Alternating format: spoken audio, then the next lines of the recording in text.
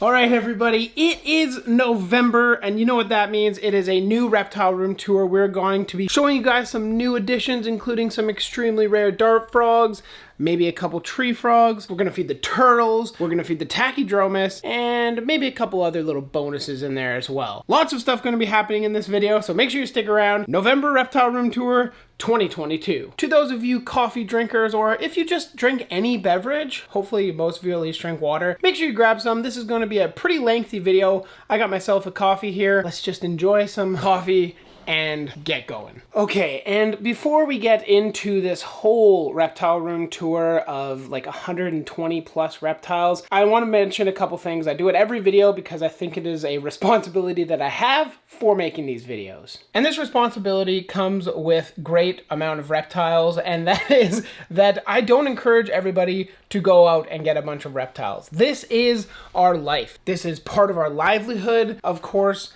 this room doesn't pay for itself, so keep that in mind.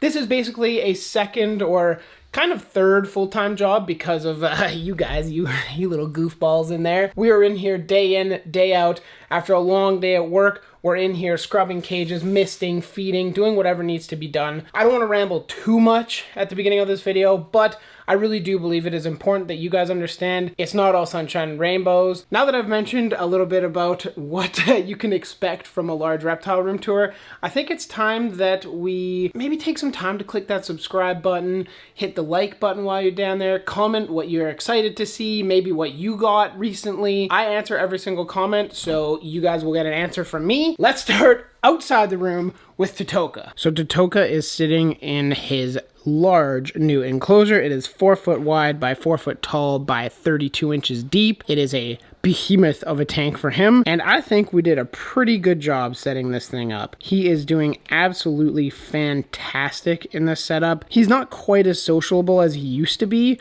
but in a setup like this, I mean, how could you be as tame as he was when he was in the room? I think it is also kind of a cool little factoid in here, but a lot of the plants in this setup are actually from Fiji. There is green pothos on Fiji. This really cool grass, I don't remember what it's called, but it is also from Fiji. And we did have a couple little ferns in here. Unfortunately, now they're basically just stumps because we got an infestation of slugs in this enclosure, so they kind of dealt with those pretty quickly, unfortunately. And finally, there is this palm, which is not native to Fiji, but still looks great in here nonetheless. That is Titoka doing fantastic. We do love him. And now just over here, I did want to show you guys a future project coming up. There is one large enclosure here and two smaller enclosures behind it that I custom built, glass and all. Video will be coming of setting up this tank in the relatively near future. And now moving back into the room, I can happily say that if you guys want to see what's going in that massive tank, you're going to have to stick around a little bit longer in the video. They're just down here, and man, are you not going to want to miss them. Because I will have an entire video dedicated to unboxing them, talking about them. But those of you who are watching this video will get to see what I'm putting in there first, so make sure you stick to the end of this video. We'll start up top here with the Urodactylodes. We did end up moving them further into the room because it is actually warmer over here. So we're trying to keep them a little bit warmer and seeing how they grow whilst they are in warmer temperatures. I think that is a pretty reasonable thing to say. We did just move them only like 3 days ago, so it's a new experiment, and we're excited to see where it goes. Down below them, we actually have a new addition. This is what is called a Pachymedusa dacnycolor, or Agaliicnus dacnycolor. These guys are so cool. This is Gumby. She came in when we imported her. She's bred, produced, and done very well for Mike Novi from Rainforest Junkies, if you guys know who I'm talking about. Check out my Tinley Expo video. That's where we actually picked these guys up from, was that expo, and they are now here, so that is super, super exciting. We did have to treat her with some Baytril. She's doing much better now. We're just waiting for her to grow back kind of calluses on her feet. They were actually bleeding for a little bit, and we're just making sure that that is all healed up before we move her in with the males, which are right here. This is Blubby and Chubby. That's not their actual names. Bree named them something else, but I can never remember what they are. So every time you see them, I'm going to call them a different name Just those who know will now know. They're doing great. They're in a 12x12x24 Exoterra, doing quite well. So far, they're eating well. They do chill at the bottom quite a bit, which is, I mean, I guess their own prerogative. They can kind of do what they want. We are keeping them with a UVB and a heat lamp, just to keep the temperatures up in the 80s, low 80s that is, for those of you wondering. But that is the Pachymedusa or Agaliicnus dacnycolor, a fantastically cool species of tree frog that we will do more videos on. Over here, we have the standard Strigezilla. There he is. You can kind of see him back there. Hi, buddy. There he is. He's so cute. I actually just had to shed him not too long ago. Sometimes he sheds on his own, sometimes he doesn't. This was just one of those times that he didn't, so I had to do it for him. No issues there. I'm happy to do so for my old geriatric boy. And in the bin right next to Striker, we have something that you probably wouldn't expect to see in a bin like this. He wasn't eating as well as we would have liked in a large enclosure, so we did end up having to move him in here. He's doing okay now. We are currently force feeding him. We tried everything before we started force feeding him, but he did have to end up getting force fed, just a few mice to kind of kickstart him up. He's starting to eat a little bit better now, but occasionally we still do have to get some nourishment in his body. He's doing much better. He's looking way better. He's gaining weight. So that is all we can really ask for when it comes to, I don't know, nourishing bin. There's a word, but I'm just forgetting it. So feel free to type it in the comments down below. Now below him, we are getting ready for brumation. This is Rowan. Just hanging out, doing fantastic. She's still looking crazy as heck. For those of you that have seen all the videos about her online, Dave, Adam, myself, we've all made videos on this. And yeah, she hasn't showed any signs of kind of letting up or going lighter again. She's just a crazy cool snake. But all the Hognoses are being prepared for brumation. So we are kind of cooling them down, feeding them less. The light cycle will definitely be reduced in the very near future here. And now under our beautiful little Rowan, we have Equinox, our lavender Arctic, or our Arctic lavender, whatever you want to call her. She is one of the females that produced many of our offspring this year that you guys will see later on. We do have a few holdbacks from that, so I'll show you those later in the video. But she's doing great. It's getting time for brumation. She's slowing down. They were just fed one of their last meals like 2 days ago, so kind of getting time to slow down a little bit. And below her we have Callista, a beautiful Arctic albino anaconda. Wherever she is, there she is. Hello, sweetheart. She should be a breeder next year for us. She's growing quite a bit and is like 10 grams off breeding weight. She's the right age. She's like 3.5 going on 4. She's just a little smaller than we'd like, so we'll see where she is when she comes out of brumation and see how quickly she puts on some grams. Under her, we have Syrup, who is a beautiful purple line, normal female hognose snake. She is a picky eater. She's kind of a pain in the butt. She eats a lot of frog. She loves frog, which is fine. That's what we offer them quite frequently. She just doesn't really take mice at all. Annoying in terms of ease of feeding, but not annoying in terms of actually keeping hognoses. You gotta be kind of ready for that. And I think it's good to feed them a much more varied diet than what a lot of people do. And speaking of hognoses, down here we have Lux. Hi, buddy. Good morning. Good morning, Starshine. Lux is Bree's second ever hognose snake. He is a gem. He's produced many, many, many clutches of offspring for us. He's an albino anaconda. Simple and beautiful. And finally, last but not least, in the rack, we have, who is now a big boy, Saguaro. Saguaro was my first ever snake. He is a beautiful Lampropeltis pyromilana wooden eye, or a Arizona mountain king snake, for those of you that speak English instead of Latin. He is so much bigger than he was when I first got him. He fit in my hand when we first got them. I love seeing how they grow. And that's kind of why I make these videos, because now that I have all these records of how big he was when I first got him, I can go back and look and say, hey, you know what? He's like quadrupled in size. Now that we've covered the breeder snake rack, we can move over to this other large 6-foot shelf here, and we will start with feeding and checking out the beautiful Geomyda spangleri, or the black-breasted leaf turtles. So truthfully, one of the best parts about owning these guys is that they are so charismatic and so hilarious. The major downside, they filthy their water in about 3 seconds. I literally changed their water before starting filming this, even though that was like 25 minutes ago now. Look, guilty. She's like, wait, you probably have food. They like having a very varied diet, so feeding them some crickets, there you go. It is starting to cool down in here, though, so he's like, wait, where's mine? Whoa. Easy. Girl. Don't do it. Don't do it, girl. You're crazy, girl. You're crazy. You're crazy. Stay in there, please. Hey. Over here. Turn around. Nope. No, we're not coming out. Oh.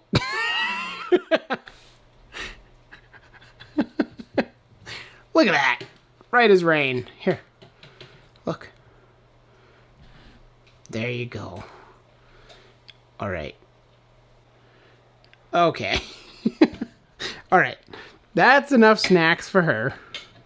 She dropped it again, so I'm going to let her figure that out. You're not being neglected. Don't worry. You're going to get some snacks, too. Wait. Okay. And they will take these crickets and like chase them around, and he's probably going to jump into his water dish and muck it up again.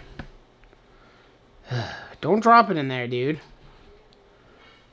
You're just going to make it hard for me to film. Cool. Great. Thanks, man. Normally they'll chase it around. They are slowing down a bit because of winter time, as with a lot of the animals in the room, but he'll go find that cricket. I'm going to go let him find that cricket. Nope, Pothos is in the way. Anyways, that is the Geomyda spangleri, otherwise known as the Vietnamese black-breasted leaf turtles. They are utmost charisma, and I'm really hoping to produce them this year. I think that would be a fantastic thing for not only myself, but the channel and the hobby as a whole, because there aren't a whole lot of producers of these, especially in Canada, and even more so really in the States. Right next to the turtles, we have these little dudes, the Leucasium damium. We moved them from up there and moved the group down to here, and that's him probably sleeping. Hello. Oh, good morning. But look at the other two. They're emerging from their little hide. It's so cute. Look at them. Oh man, they're great. I think these are called the Beaded Gecko. These are an Australian species. Very, very cool to come by. Not a very hard species at all to keep. They're super, super tame. They're very charismatic, as you can see. They're all chasing this one cricket, probably. Actually, no, I don't even know what they're looking at. She was probably looking at him and was like, I need to chase that. Yes. That is the Leucasium damium. I don't want to spend too long with each animal because we have so many to get through, and these always end up being like 45 minutes to an hour, so I will make a video on these in the nearish future. Now we move from the very bottom rack all the way up to the very top of the rack with Chahoua. This is a pair of Chahoua that we have on breeding loan, so we're going to be breeding them, and then we get the female and one of the offspring, and then we send back the male and one of the offspring. So they're in here. You guys won't be, you can kind of see the reflection of his eye back there. There we go. You can see his eye. He's not obviously very visible. The female is also, well, we can probably get her eye as well. There's the female's eye. Wow, so pretty. No, these guys are actually out way more, especially because we have UV over top of them. Typically, because these guys are new to us, they're kind of scared of us. So when we come in the room and I start misting and whatnot, they typically go hide. I don't blame them. We're big, scary apes. That organism is in with her over there. And you might see him if, if he's out and about. If not, you will not see him. We already covered the frogs down here, so that's exciting. I'm going to hold off on showing you guys the Tachydromus because we did just do a feeding, so I'm going to move over to the Boega nigriceps first. Of course, she's not out. She's doing great. We do have a much larger tank planned for her. She laid 3 eggs. One of them ended up going bad. It was really weird, but she is doing fantastic. The 2 eggs are set to hatch right away, like in the next week or 2. Oh man, that will be a Canadian first. A beautiful species of Boega that is really not very common, especially in Canada, but also in the US. This will be the last video that you guys see of this pair of Chahoua. This is Elysium and Euphoria. These guys are actually sold. We ended up selling them to a buyer in the States. They're supposed to go out November 9th, so I don't know when you guys will be seeing this video, but probably shortly after I post this, these will actually be going to their new home in the US. And then the plan is to move either this pair or one of the other pairs we have over there into this 18-18-24. So that is them. They're doing great. Their tank is actually growing in fairly nice. That Pothos is finally like making a resurgence. And yeah, the male is a dick. Like I can go in here and he will come flying at me. You can see his little throat puffs going. Yeah. Not fun. Bria's taken several smacks from them. Actually, even she was like, yo, what are you doing? Moving to a more peaceful tank, we have the Tachydromus smaragdinus in here. These guys are the emerald grass lizards, green grass lizards.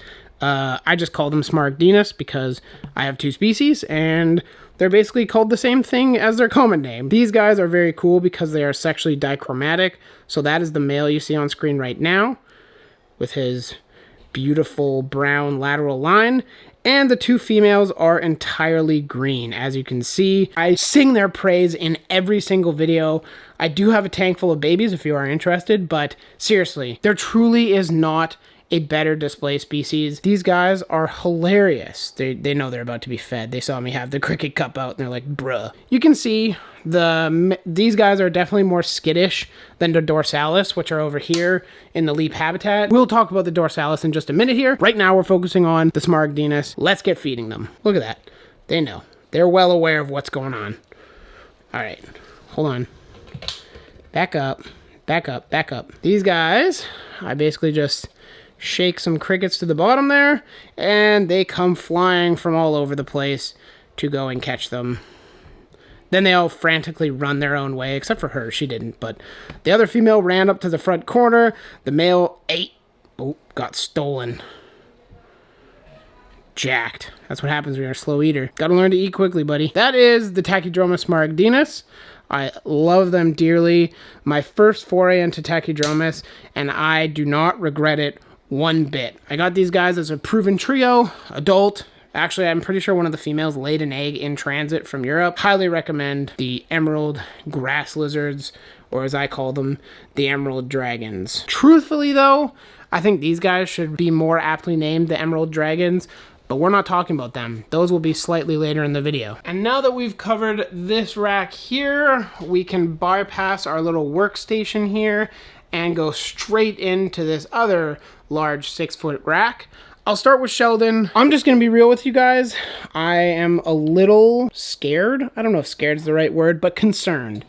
He's definitely been a little bit more lethargic the past few days. I don't know what's up. His basking spot is fairly high. The only thing I can think of is that the temperatures at night are starting to drop a little bit. And I mean, as you can see, he's eating, he's doing okay. I did put in a little bit of a rock up there for him to climb. I really desperately need to be getting him into a larger setup. As much as I let him run around, obviously now it is becoming winter time, so he should be getting a little bit more lethargic, but I just have a gut feeling that I need to do something. This is me being completely honest with you guys. What I intend to do is right after this video, I have taken some pictures and I'm going to send them off to my vet to see if he recommends anything. I might just see how much like an x-ray is, just to see maybe he's got like some blockage in his intestines or something's going on with him. I'm glad he's eating the Missouri tortoise diet. A little bit concerned for one of the OGs of the reptile room, because he means so much to me. I'll keep you guys updated on Instagram and I guess the next reptile room tour as well. That was tough for me to talk about. I hope you guys appreciate the realness you get on these reptile room tours. I truly don't see any other YouTuber being that open about stuff. I know we all have flaws. Everybody has animals pass away. Everybody has animals get sick. It's really about trying to keep as best care as you possibly can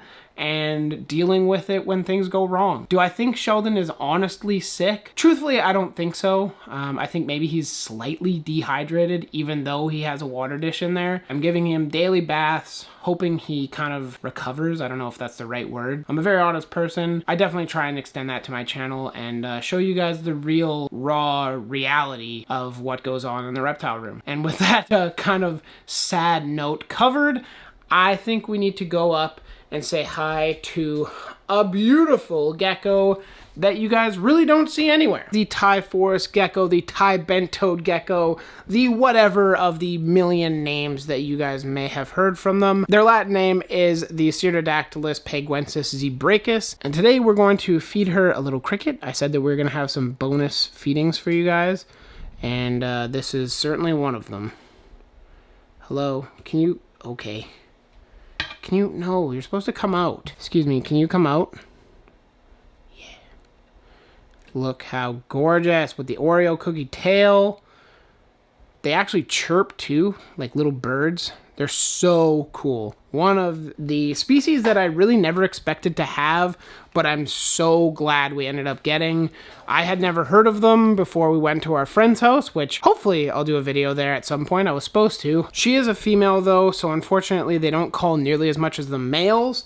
We are debating the idea of getting a male, but as you can tell, at this point, there is no space for any more animals. So yeah, she's just gonna be a bachelorette for a little while. She's actually going to be getting an upgrade from the 8x8x12 to the 12x12x18s in the very near future, probably for the next reptile room tour actually. Moving on from her, we have a new tank for the baby dorsalis, the Tachydromus dorsalis, or the Sakishima grass lizards. These guys are, again, even more charismatic than the Smaragdinus. The babies are a little bit more shy, but the adults are just incredible. You can see this one here acts strange. Something is strange with it. There's just some like motor controls that aren't all there. These guys, again, are one of the animals that we're going to be feeding. Oh boy.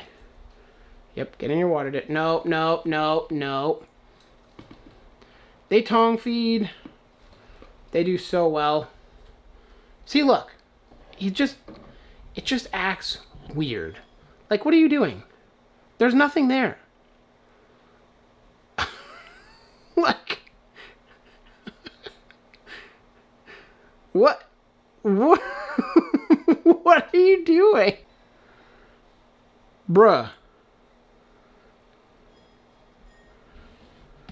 Who knows? Take this.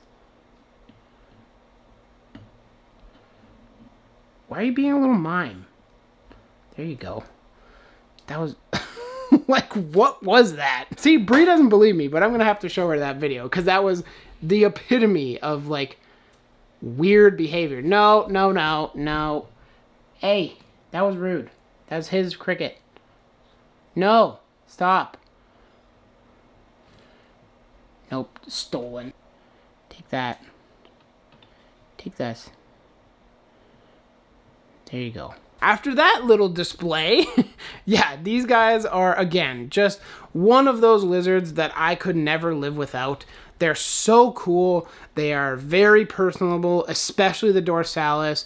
Just an incredible species. I'll save more blabbering about them until we get to the adults. Next to the Tachydromus, we can move on to the beautiful Mourning Geckos. I kind of doubt any are out right now. Sometimes there are some babies kicking around. When I miss, they tend to kind of hit the dust and hide whilst misting, and then for shortly after as well. So unfortunately, I don't think we're going to see any of them.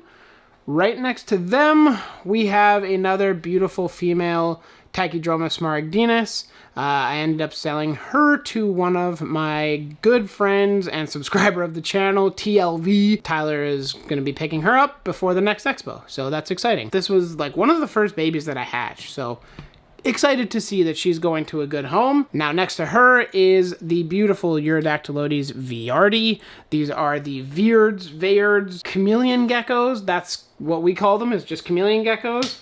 They are so cool. And here you can see the sexual dimorphism. That's the male. Female is directly behind him, like pretty much twice the size. So very big sexual dimorphism between the two. That is their enclosure. They're doing fantastic. We do have babies of these, so if you guys are interested, give us a shout.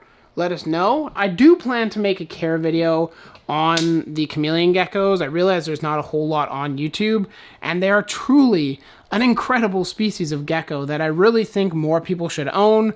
They're very similar care to like crested geckos. They're from the same islands as the crested geckos, so naturally they'd make for very similar care. In here, Occidentalis, they do look a bit different, but in general, exact same care. They just produce a lot less. The Viardi tend to produce a ton of eggs. The Occidentalis and the Symmetricus have a much lower fecundity, which means they produce way less eggs and are just less reproductive, I guess is another way you could say it. Lark is big chillin'. I don't know where, but this was one of our very first Chahoua that we ever hatched in this tank here. She is now nearly an adult and absolutely stunning. I wish I could show her to you guys, but unfortunately, she's not out. So I guess that was lame. Next to Lark, we have Jigsaw here. Jigsaw is a fantastic example of a very nice colored Chahoua. And you can see that he's actually cryptic basking, or less than cryptic basking, because he's kind of right on top of a branch, but he is a gorgeous Chahoua. Absolutely stunning. Really nice peaches and reds. Pretty stark whites as well. I'm going to attempt to move this without getting clamped on. Hi, buddy. Sorry. I know. My bad. I'll put it back. There you go. All right. That is Jigsaw. Again, these are mostly breeze projects, just the same as the Hognoses. So with in-depth detail in terms of lineage and parentage and all that stuff, the Hognoses are her project mostly, and the Chahuas are her project pretty much entirely. And yes, for those of you wondering, I do fully intend to have her on the channel. I think I'm going to do like a meet all of our animals for December. So I really want her to come on and talk about her own animals, the projects of the Chahoua, all the Hognoses, that kind of stuff. So if you're interested, make sure you click subscribe, and we'll see that later on in the future. We're still stuck on Chahoua, and in here we have our beautiful Rune. She is originally going to be paired to Jigsaw, but we do have another abomination in here that we're attempting a little bit of a science experiment with. You guys may or may not see later down in the future, but I'm sure most of you guys who have any idea of what I'm talking about will know exactly what I'm talking about. What could go with a Chahoua that isn't a Chahoua and might come in lily white form? Anyway, moving on from them, we have the female Wellingtone, Strophrus Wellingtone, one of, well, of course, she's hiding way back there. They're really pretty. I wish she was out. You'll have to go back to my old reptile room tour to see her. I'm not going to spend a whole lot of time because I do understand that this is a very long video. In here, we have Strophrus ciliaris. We have a pair of them. They are available to anybody in Canada. We can't ship them to the US currently because of CITES and paperwork and governments and stuff. But if you're in Canada and you're looking for a beautiful pair of Strophrus ciliaris, hit us up. That is the male here. Again, an incredible species of Australian gecko that you truly don't see very often, and I really do think they're one of the best pets. They are so cool, they're so active, they pounce on crickets. The only reason why we're selling them is because they're care doesn't really mesh with our room currently. These were her geckos that she ended up picking up, and therefore it is her prerogative to sell them. So I love them. I guess they'll be going at some point. I assume they won't sell anytime soon because they're not necessarily cheap geckos, but they're well worth every penny. Okay, you know what? I think you guys have waited long enough. I think it is time to figure out what is in the glory bins down here. You can see one of them. These are an import from Tesoros de Colombia, and these are the only Ufaga histrionica fuego in Canada. No, don't run away. Dang it. Is unfortunately not out, so we're going to the last resort. Yeah, he's out. I'll just film him through the bin. These guys are an incredible species that I've been waiting to get for years. Ever since I heard about them, ever since I was working at Biopod like 6 years ago, I've been wanting some large Ufaga, and finally the day has come. If you guys are wondering, I do have an unboxing video. We got $65,000 worth of frogs. These three were not the majority of that price, so don't worry there. But yeah, stay tuned for that unboxing. And that tank that I showed you outside, that is what they will be going in once they are ready. And the tank is ready, because your boy may have procrastinated a little too much and is now very much regretting it. Now that you know what the big secret is, we can continue moving on to Vulcan. And I'm trying to force this pretty quickly because he's actually out. In the last few reptile room tours, he hasn't been out. So I'm making sure I take advantage of him chilling on his little stone hide there. He is a yellow Ackie monitor. He is in a 4x2x2 enclosure, and this is one that isn't in desperate need of like a remodel or anything, but this is one that I would like to redo. My plan is to move the Euros down low so they can cool during the winter and hopefully produce more babies, and then I'll move him up to the very top, and Indy will stay where he is. That is Vulcan, the captive bred by my good friend Cody Joe, and I guess it was in collaboration with me, so a very priceless monitor to me. I love him. He is a psycho though. If I go like this, or if I have crickets, yeah, he's like, snacks, let's go, it's snack time. Unfortunately, you weren't on the list of feeding, but you know what? That cute face, I might have to. All right, he knows the cricket shake. Like, I can be standing across the room and I'll go like this and he'll freak out if he's like out and active, but I'll open that, not get bit, because he goes through your fingers if you're not careful. And then I'll put that there, and he runs right into the cup. Thanks, dude. Enjoy your crickets.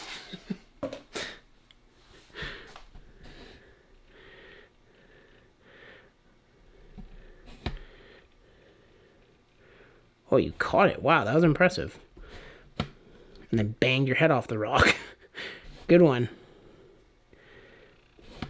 He's crazy. He's absolutely crazy. I can't wait to film the full feeding video for these guys. That will be coming next month, probably in December. But yeah, December is going to be a crazy month, as well as November will be, for beautiful videos and a lot of knowledge. So be prepared. Above Mr. Vulcan, we have Indy, the beautiful northern blue-tongued skink. This is Breeze Skink, doing incredible. Indy was moved into this setup probably the month before last reptile room tour, so he's been in here for a little while now. Some of the plants are doing okay, some of them not so much. These guys aren't doing so well, not because Indy's destroying them, but because this is a wood tank and we don't have like a pond liner or anything in there. So rather than rotting them out, we are probably not watering them enough. And by probably, I mean we're definitely not watering them enough. So, yeah. Other than that, though, his setup is doing awesome. Bree and India absolutely killed the setup. Back there, I don't know if you guys can even see it. You can see the black PVC tubing back there. And that is actually a hide that we use, but you would not be able to tell it's there. There's two entrances. There's one up front here and one at the back. So he can actually just kind of waltz right in under this plant and come out the back there, which is where he typically stays. So He's doing fantastic. Happy and healthy in his setup. Speaking of happy and healthy, we have Uromastyx Geri, the Saharan Uromastyx. I don't know. There's so many different names for these guys. This is Hugo. Olga is MIA right now, I guess. These guys, I've produced these one time before, and I really intend to produce them again this year. Hopefully, that dream becomes a reality, because baby Uromastyx are one of the cutest baby organisms ever. They are so funny, so charismatic, and yeah, just so awesome.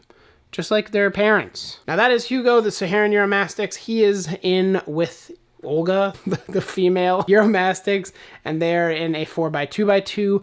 Again, like I said, I would like to do these with like a background and everything, but again, that will be a project for later. There's plenty of other projects that need to happen before that one does. Right, buddy? You're doing just fine. Yep. Thank you. How are we doing? We're like most of the way through the reptile room tour. I have no coffee left. Coffee or not, we need to continue with the large rack behind me, and I think we're going to start it with feeding the dorsalis. The dorsalis, no. It is getting kind of close to lights out, but they will come zipping out for... Come on. There you go. There we go. There's one. Unfortunately, I don't really have anywhere to put this. This is the male coming to hang out. The female, I don't actually see right now. Normally, she's the one to jump in here. I guess the male is the one... Nice catch. The male is the one that we get to hang out with today. There.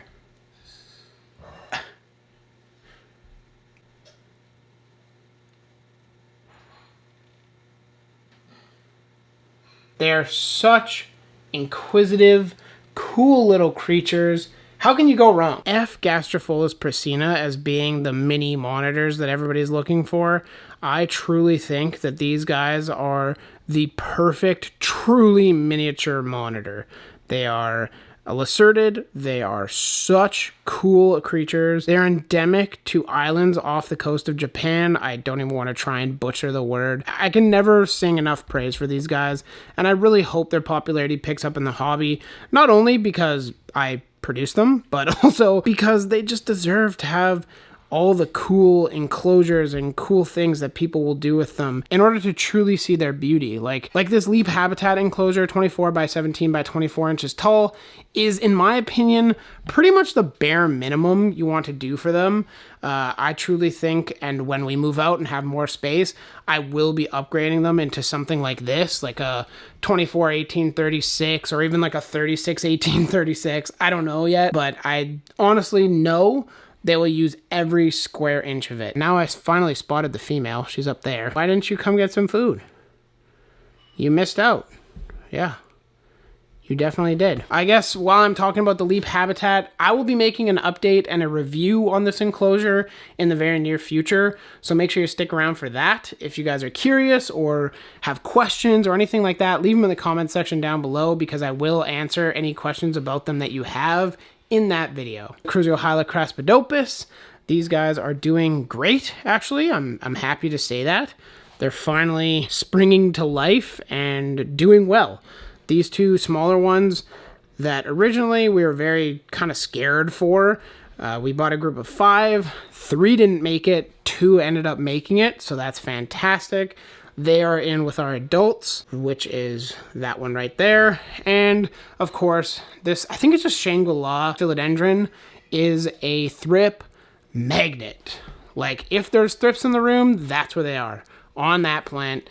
And it is the bane of my existence, but as you can see, the frogs use it, and it pains me to take it out of there. So until I move them into their full large enclosure, it's just going to stick around, and I guess I'll have to deal with it. You see the little bin up there?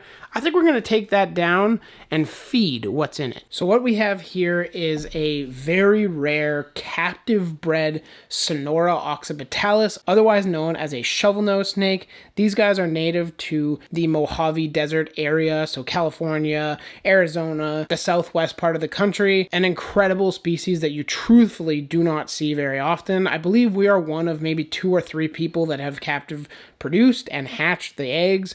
You guys still haven't met the adults yet, and you will, but I'm waiting for the right project to introduce them, and it's going to be replacing one of the racks that we have with a rack entirely dedicated to these guys. There will be more videos on these coming up, especially on their care and our experiences with them. Yeah, these guys are truly an incredible species, and I really hope that we can captive produce more of them. I can't say enough good things about them. Not a whole lot is known about these guys in captivity or realistically in the wild. There's just not a whole lot known about them. If you guys know anything or have kept them personally, please reach out. Oh, I didn't realize I still had it. Sorry. It's in your water. There you go. Fantastic. Wolf that one down. All right. That is Ho, the affectionately named baby shovelnose, because, you know, Ho, gardening tool. You see what I mean? It's funny. I guess the natural progression from Ho, the little baby shovelnose snake, would be the Ufaga pumilio Bastimentos. You can, hey, there we go. There's a nice shot of you, finally. You're actually out. That's awesome. Thank you. Much appreciated. I believe I have 2 females, so that's cool, but also kind of annoying, because finding a confirmed male is very difficult in Canada. Annoying, but I guess, whatever, par for the course. I don't need to breed these guys. I will keep my eye out for a male, so if you are in Canada and you have a confirmed male Gold Dust Bastimentos, hit your boy up. I will send over some cash, and I will receive this beautiful frog from you. I did do a setup of this enclosure. If you guys are interested, I'll leave a link up there. I basically tore it all apart and redid it for these frogs. You can tell that the moss is starting to grow in all nice and lush, which is fantastic. Some of the plants, like the plant choice in here isn't superb, to be honest. I had planned to move them into a different setup, but they just started doing so well in here that I'm like, you know what? I'll just leave them in here for now. Once I get a male, then I might move them, just so the male doesn't settle down in here and they start producing in this tank. We'll see what happens in the future. You can see this bromeliad's actually pupping. I'm definitely going to need to pull that out because there simply is not enough room in this enclosure for another larger bromeliad. It just is not going to work out. Next to them, we have the little baby Tachydromus smaragdinus. You got pooped on, literally. How? What did you do to deserve that? It's like, don't blame the victim, bro. Come on. These guys are doing incredible.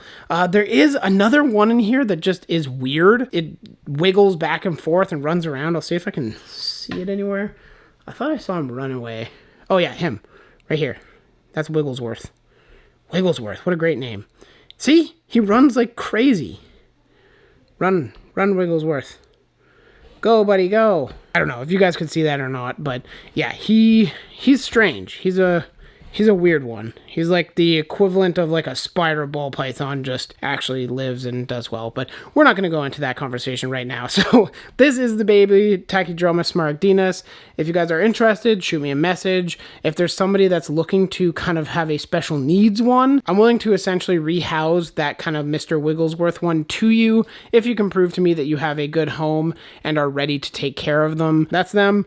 They're doing great. We can actually see that Cardinal is out. Last time you saw this enclosure, we hadn't trimmed it yet, I don't think. So it looks super barren right now, but these plants grow like crazy. We cut them back pretty much once a month to once every 2 months.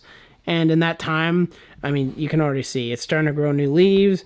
It's starting to do very well. This is a Schefflera, so it will very much outgrow this tank. We are well aware of that. We just love the plant so much that we don't mind cutting it back and having it regrow every single time. It's 48 inches by 18 by 19, I think. It's kind of weird dimensions, but it works perfectly for her. These old world rat snakes, especially her, the Thai bamboo rat snake or the Oreocryptophis porphyraceus cock's eye, because scientists hate everything. She's doing great, and they really like it cool temperatures, which is why we keep her on the ground with the majority of the lights, beside that one, mounted above the tank, so it still gives light but doesn't give any of the heat. The hottest point in this tank is like 76 degrees, and the majority of it is around 70. Love the cool species, and she will fit right in with our grand plan of having a cool room when we have our own place. Next to her is a snake that wouldn't appreciate a cool room. This is Pixel or Snapdragon. I don't know. I haven't really decided on a name yet. Most of you guys didn't give me any real feedback anyway.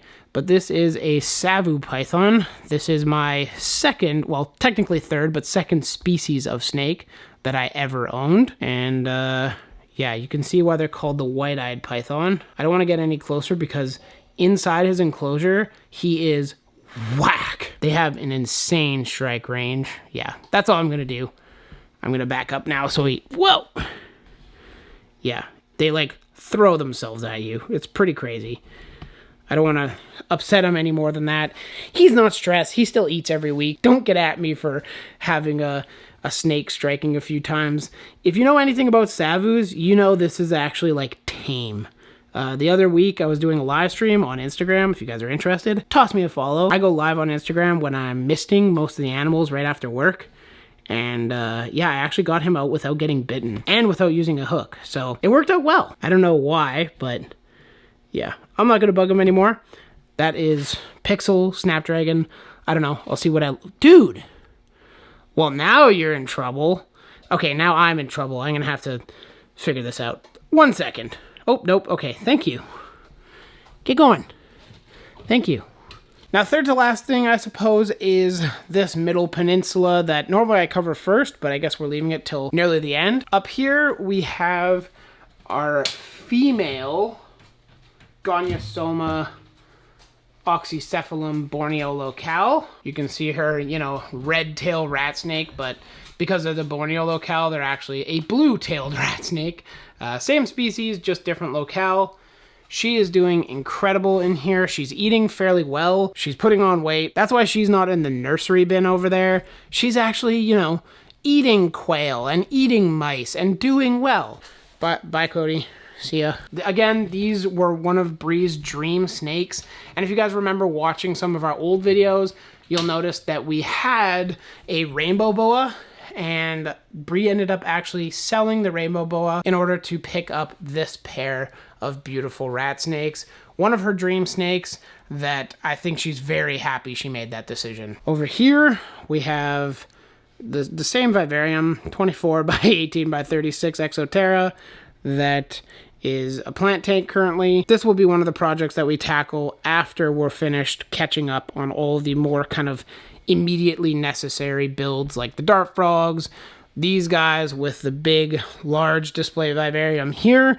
We do have ingredients for it now, I guess, if you want to call it that. Did you guys know a can of spray foam is nearly $30 Canadian? We kind of have to buy things slowly for this enclosure. We got the back panels, we got egg crate, we need pond liner, we need some more branches. But yeah, we'll be working on this soon, and hopefully we'll have some progress done by the next update. Rounding the corner of this enclosure, we have our little egg hatching station here with a few more Tachydromus eggs ready to hatch. Here we have some Crusohylicraspidopus. We have 3 bins of them, and then on top we have Chahoua. I hate the sterile setup for these guys, but truthfully, when raising them, it really is the superior method in my mind. A lot of people that you guys may know that had these have had lots of issues with them, including some of my friends, including some of the people that you know on YouTube. I'm not going to call them out right now. We have the Chahoua that I mentioned. These guys are both available. They are just stunning little critters. All right, we're counting down the projects. We now have this rack and then this rack left. So let's power through it. Up here, we have 2 baby, well, froglet, Ameriga, Basileri Cisa. These guys are for sale. We're bringing them to the expo. I really hope they end up selling because I love the frogs, but I would like to use this beautiful enclosure for something else. In here, we have a Chahoua that you guys can actually see He's just basking at the very top here. This is from Sundown Reptiles. If you guys know Sundown, then you guys know this is going to be a stunning Chahoua. Absolutely incredible. We actually won that in an auction, so I'm sure Brian is kicking himself for what we paid for it, but we win this time. So I'm happy to say that we came out victorious on this one. Down here we have the beautiful Oophaga histrionica. We have the beautiful clouded geckos, the Geckoella nebulosa. I kind of doubt they're out, but hopefully when I get footage of the other nocturnal animals, I'll get some footage of them as well. Now we finally come to the very end of the video. I am only going to go through our animals. There's a lot of green that you see on these bins. Those are all sold. We only have a couple Hognoses left. If you're interested, check our website, shoot us a message on Instagram, either Bree, myself, or the Jungle Vault, and we'll get back to you with what we have available. Absolute stunner of an Arctic Conda het coral. This is, again, one of our holdbacks. I'll be showing only the holdbacks that we have. The next up is Cider. She is a frosted Conda. This is a morph that really isn't in Canada and is very seldom found in the US, so a very rare hognose here that we had imported from Europe. This beautiful one right here is Absalom. Absalom is a 66% het albino, 25% lemon ghost. Next up is Maple. She is a reverse stripe Conda red line. You guys can see just how beautiful of a red stripe she has down her back. An incredible eater, growing like a champ. Yeah, I don't really have much else to say other than, holy smokes, some of the crazy hognoses that we hatch are just incredible. This is a holdback Super Arctic Tiger that we have hatched. Mostly tiger. There are some tiger stripes on it. It's not all tiger though. Just an incredible little baby that we hatched out. Our first Super Arctic clutch. And wow. How can you not love the like cookies and cream effect that you get from these guys? Now this beautiful gem here is Polaris, a beautiful Casper Conda. Again, another gene that you pretty much don't see in North America. It kind of looks like a snow, but it doesn't have the crazy buggy eyes that now most snows have. And it is definitely different genes and whatnot. So, whoop, he is spicy. He will bite 100%. I'm gonna get you. I'm gonna get you. I'm gonna get you. And he will. He will 100% clamp down and eat himself. He's bitten himself like 3 times. He'll eat pretty much anything that moves. A plastic bin, a fork, a pen, anything. That wraps up the juvenile to baby hognoses that we have both. We can now move on to some animals that we didn't actually expect to still have, or at least as many have, but these are the Mesa Geckos, Diplodactylus galeatus. These guys are going to stay some with us and some go to Maddie Smith. As you guys might know, Tyler Ruggie, Maddie Smith. They are also YouTubers in here, although I guess Maddie doesn't really post anymore, but great crested gecko breeders, and they also have some actual cool taste in reptiles and love the Diplodactylus galeatus, so we ended up importing them from Europe. Now, we've housed them for quite some time, and now we can ship them out on November 9th. Over here, we have even more of them. This was our original baby that we bought.